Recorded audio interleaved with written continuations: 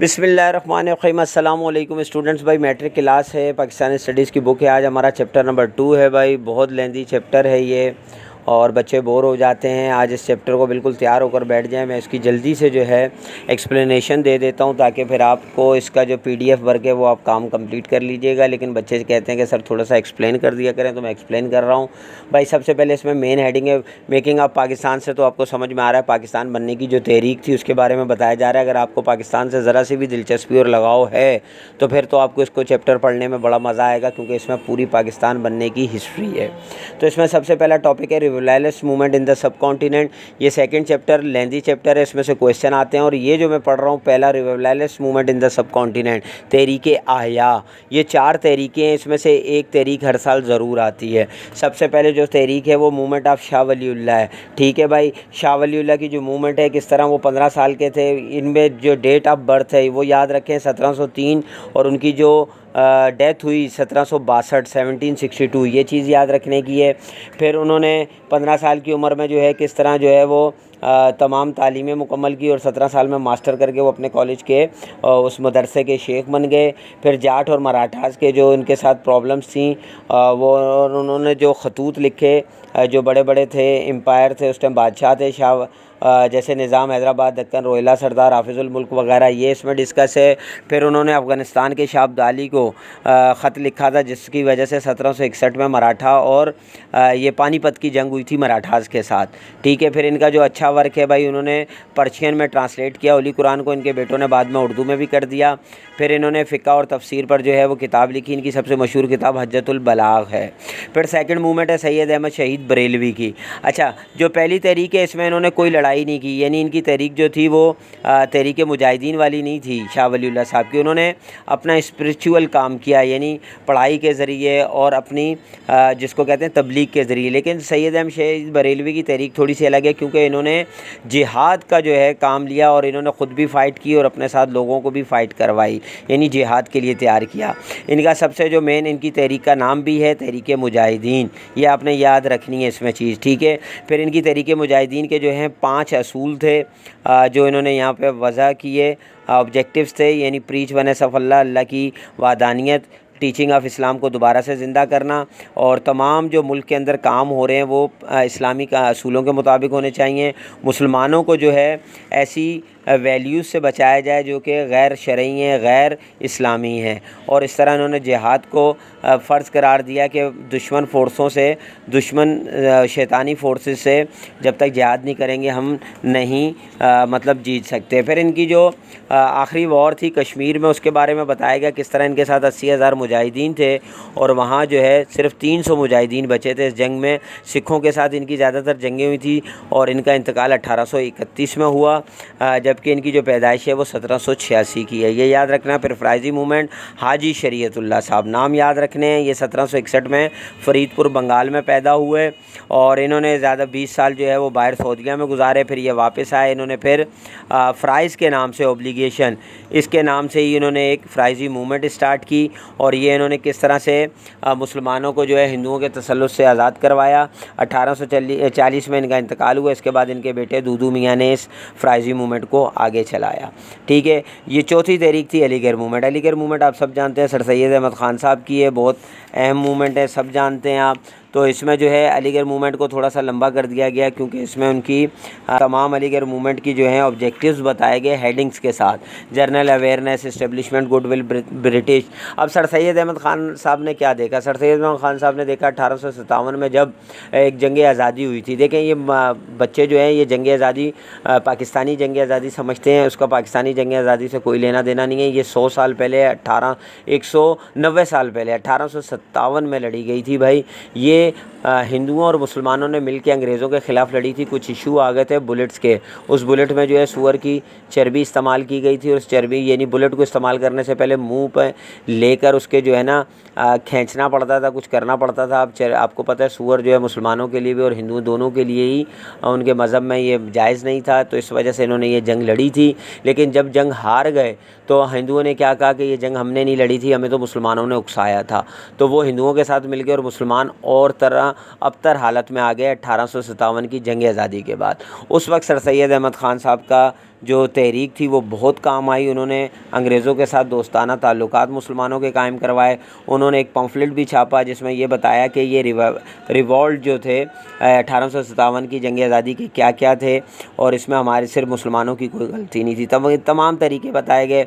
फिर उन्होंने किस तरह जो है सबसे पहले जो है क्रिश्चियन मशीनरी का स्कूल कायम किया और मुसलमानों को ये बताया कि अगर तुम्हारे दुश्मन अंग्रेज़ हैं तो सबसे पहले उनकी ज़ुबान सीखनी पड़ेगी। तो आपने सबसे पहले इंग्लिश स्कूल बनाए, क्रिश्चियन स्कूल यानी जिसको कहा जाता है OA लेवल, उन्होंने वो बनाया। और उस वक्त जो है अलीगढ़ के नाम से स्कूल, फिर कॉलेज, फिर यूनिवर्सिटी बनी। और फिर ये इस तरह आप यानी डिटेल से पढ़ेंगे सर सैयद अहमद ख़ान साहब का, क्योंकि सर सैयद अहमद ख़ान साहब ही वो लीडर हैं जिन्होंने पहली बार लफ्ज़ नेशन इस्तेमाल किया था मुसलमानों के लिए, यानी एज अ कौम। तो वहाँ से फिर टू नेशन थ्योरी चली, development of two nation theory आप देखेंगे तो ये सर सैयद अहमद ख़ान साहब के इस वर्ड से ही चली थी। और फिर उन्होंने बताया कि भाई ये दो कौमें बिल्कुल अलग हैं, ये एक साथ नहीं रह सकती। इसको आप डिटेल से पढ़िएगा। फिर इसी दौरान मुस्लिम लीग कायम हुई। क्यों? पहले जो ऑल इंडिया कांग्रेस थी यानी हिंदुओं की जमात थी, लेकिन उसमें मुसलमान भी शामिल हो गए थे। उन्होंने ये कहा था कि चूँकि अंग्रेज़ हम दोनों का दुश्मन है तो हम मिलकर ही एक जमात बनाते हैं और इससे मिलकर हम काम करेंगे। लेकिन हिंदुओं ने क्या किया, ऑल इंडिया कांग्रेस के नाम से जमात बनाई, मुसलमानों को इसमें शामिल किया, लेकिन काम वो सिर्फ अपना करते थे, अपनी हिंदी को प्रमोट करते थे, अपने ही लोगों को जॉब्स देते थे, सब कुछ।